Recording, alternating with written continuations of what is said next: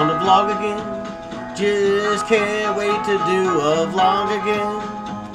The life I love is making vlogs for my friends, and I can't wait to do a vlog again.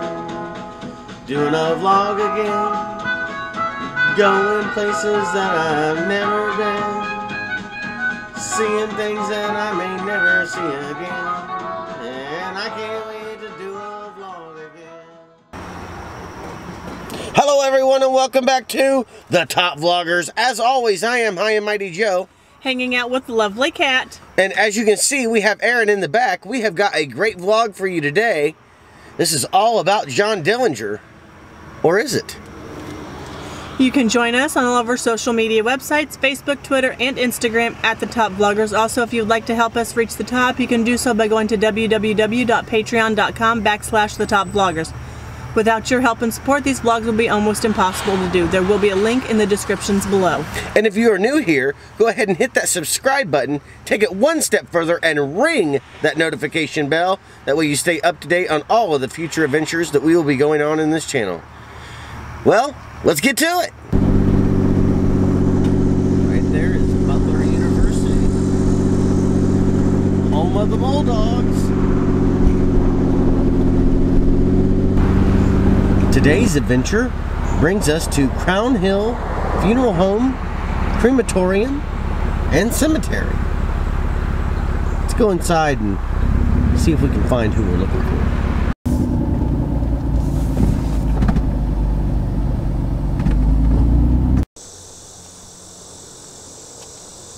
Well, it looks like we have found the 23rd President of the United States of America, Mr. Benjamin Harrison, who served as president from 1889 until 1893.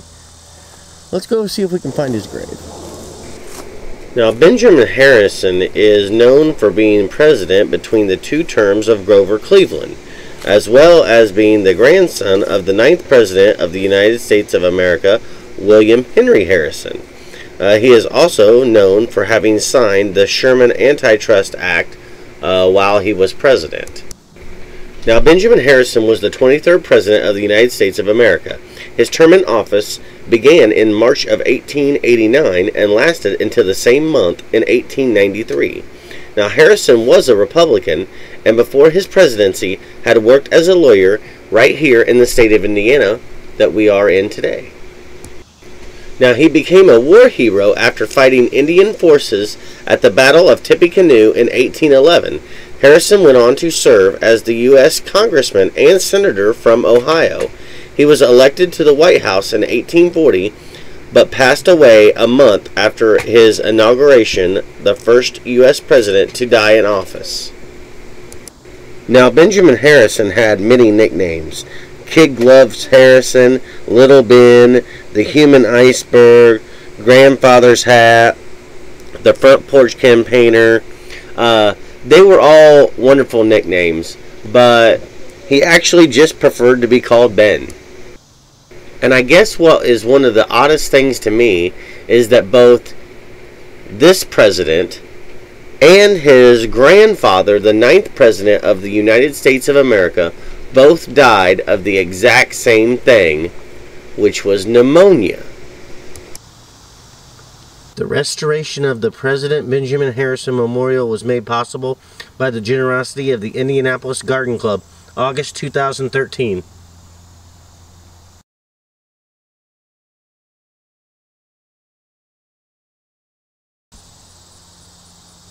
Ezekiel M. McDonald died January 2nd, 1873, or he was born January 2nd, 1873. He was only 27. I have to admit, I like this tombstone. James Whitcomb Riley. American poet James Whitcomb Riley, 1849 to 1916, often called the People's Laureate or the Hoosier Poet, established a reputation for dialect poetry designed for recitation and easy reading. James Whitcomb Riley was born on October 7, 1849 in Greenfield, Indiana. His father was a successful small-town lawyer, allowed him to shape his education by instinct rather than formal precedents. All retreat, drama, painting, and music took James's earliest attention. He idolized Charles Dickens, poets Robert Burns for a dialect verse, and Henry Longfellow for a moral precepts were his models. Young Riley wrote voluminously and saved every scrap, particularly the local color sketches incorporating anecdotes he heard from the country people around the courthouse. Now, his musical ear was good. He played the violin, guitar, and banjo. His verbal ear was even better. At the age of 16, Riley left school to become a house, sign, and ornamental painter, wandering around Indiana. He read law for a while, but took to the road with a traveling medicine man, from whose wagon he learned to entertain the public with recitations in dialect. Now we're going to take a walk up here, up these steps, and see if we can get a better view from the top of what the monument looks like. There is a beautiful statue of a young child reading. Sorry about the shadow. But when he returned to Greenfield, he started a career in journalism, beginning with the local paper and expanding his horizons gradually. At one time, he was a local editor for the Anderson Democrat. As you can see, he has a beautiful monument and a great view, and here are the ashes of his youngest sister and his favorite niece. The Indianapolis Journal's invitation to join its staff was the door to success. Riley published his dialect poems under the name Benjamin F. Johnson of Boone, and by 1883 the demand was enough to issue a pamphlet edition. Riley was the first to admit that he spoke patent cliches in a dialect such as no real Hoosier ever spoke. At his best, he captured a tranquil, wholesome, and eccentric America. Now, even though he has wrote several books in his entire life, he is best known for Nine Little Goblins, The Ragged Man, and I guess probably the most famous one of them all, Little Orphan Annie. There's a cool Colts tombstone.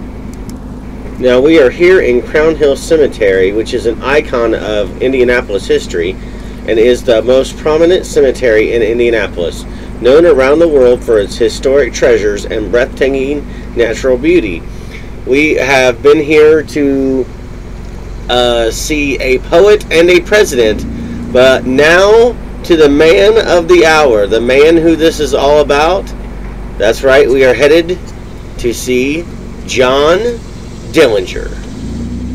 Or are we? The Return, the Ascension. I like that. Now, we have come out to the grave of John Dillinger Jr. for several reasons. One is to pay our respects to possibly one of the greatest gangsters of all time. However, we are also here because two relatives of the notorious 1930s gangster who planned to have his remains exhumed as part of a television documentary say that they have evidence that the body buried in this Indianapolis cemetery that we are in right now may not be him, and that the FBI agents possibly killed someone else in 1934. The FBI immediately disputed that idea, calling it a myth that its agents didn't fatally shoot Dillinger outside a Chicago theater more than 85 years ago. Now that is a possibility. As we are here today, they will be exhuming John Dillinger Jr. as well. Now, the agency said in a statement that a wealth of information supports Dillinger's demise, including fingerprint matches, but its affidavit released by the Indiana State Department of Health, two relatives of the family, two relatives of the famed criminal say that they are seeking to have a body purported to be John H. Dillinger Jr. exhumed from Crown Hill Cemetery for forensic analysis and possible DNA testing. So until the DNA testing is done, we may never know if this is John Dillinger or not. Now, the History Channel did release a statement, and they told CBS News that the exhumation of Mr. John Dillinger will be covered as part of the documentary on him. Mike Thompson and Carol Thompson Griffith, who say Dillinger was their uncle, wrote an affidavit supporting an exhumation and reburial permit the state agency approved in July. Now, the state approved this because they have received evidence that demonstrates that the individual who was shot and killed at the Biograph Theater in Chicago on July 22, 1934, may not in fact have been the uncle of Mike and Carol. So that leads us to believe if it was not John Dillinger who was shot at the Biograph Theater in Chicago on July 22, 1934, then who was shot at the Biograph Theater in Chicago on July 22, 1934? I think that's really the question, and not is just who was shot, but whatever happened to John Dillinger after that as well. We're gonna lay some sense down here for Johnny Boy to spend in the afterlife. Well, good luck, fortune for him. Now, in their affidavits, both say that evidence includes that the eye color of the man killed outside the theater didn't match that of John Dillinger's eye color, and that his ears were shaped differently. The fingerprints weren't a match, and that he had a heart condition. The document doesn't elaborate on why the heart condition supports their theory that the man was not Dillinger. Now, here are the parents of John Dillinger and his stepmother, Lizzie Fields Dillinger, as well. So he is buried next to his mother, and then his father is buried next to his mother, and then his stepmother is buried next to his father on the other side. Now, both the niece and the nephew say they want the body exhumed and subject to a forensic analysis and possible DNA testing in order to make a positive identification. And I think that's really what all of us want at the end of the day. We want to know, is this John Dillinger? And if it is not John Dillinger, then who it is and what happened to John Dillinger. Now, it is my belief and in my opinion that it is critical to learn whether Dillinger lived beyond his reported date of death of July 22, 1934. If he was not killed on that date, I am definitely interested in discovering what happened to him, where he lived, whether he had any children, and whether any such children or grandchildren are living today. Both of the people, the niece and the nephew, say in the documents. And I completely agree. I would like to know all of those things as well. I have a lot of interest in this case, and to find out if Dillinger was alive after they say they shot and killed him. Well, he could have very well went on to get married, have children, and so forth. He very well also may have continued to rob banks and things like that, but I think that is highly unlikely in this case. Now, the FBI took an unusual step in issuing a statement that the agents had in fact shot and killed Dillinger as he reached for a pistol from his trouser pocket outside the theater. The FBI said Dillinger was pronounced dead at a Chicago hospital. The agency also said that it is a common myth stand-in and not Dillinger was the man killed, saying such claims have been advanced with only circumstantial evidence. Now, another Dillinger relative says he considers the planned exhumation to be disrespectful. Great-nephew Jeff Scalf tells WTHR-TV that he's certain the late gangster is buried in the concrete-encased grave that's marked with its name at the cemetery. And I believe there may be a good possibility to that as well. But I guess we'll find out sooner or later. Now, Jeff told the station in Indianapolis, "I don't believe in desecrating the dead. I think it's been 85 years. It doesn't matter. Unless somebody was successful in robbing that grave, that's John. I know that it's John, Jeff said, who's a cousin of Mike Thompson, one of the relatives who sought the state permit. So now John Dillinger was born right here in Indianapolis. Now he was portrayed by Johnny Depp in 2009 in a movie called Public Enemies, one of America's most notorious criminals. The FBI says Dillinger's gang killed 10 people as they pulled off a bloody string of bank robberies across the Midwest in the 1930s. Dillinger was considered a folk hero by some during the Great Depression, when banks foreclosed on homes and farms amid the economic crisis. Now, the gentleman who runs the organization that owns the largest collection of Dillinger artifacts calls it a Robin Hood story. He created the image of Robin Hood that people during the Great Depression bought into, he told CBS News. This was the guy who was doing stuff to institutions that had hurt them, and they were rooting for the bad guy in this case.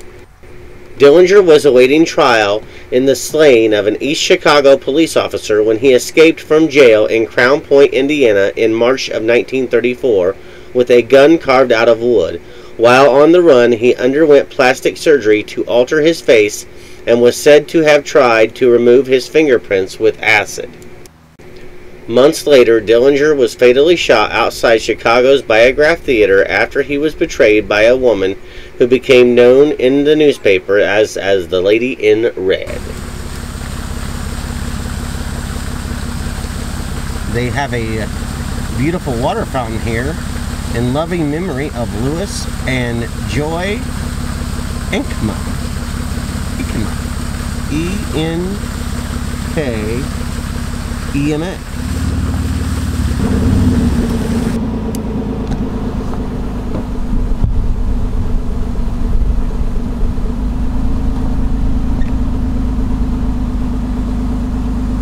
There's a lot of beautiful tombstones out here.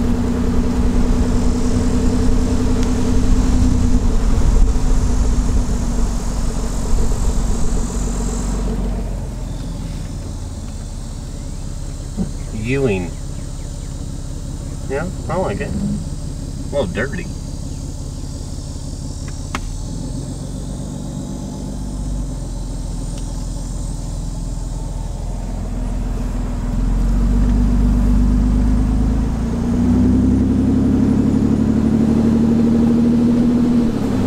I've noticed a couple that are shaped like benches, like wooden benches. Have you noticed those? Yeah, those are neat. Those are really neat. I like those. That's kind of cool. Like, it's just a wooden bench that you can sit on, but yet it's a tombstone at the same time. It's really good. There was one right back there.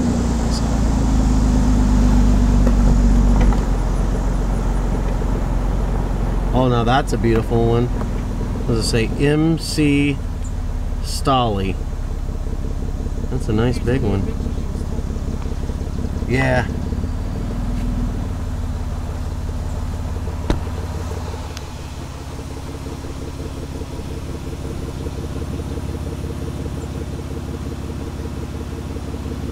That's one of those benches I was talking about.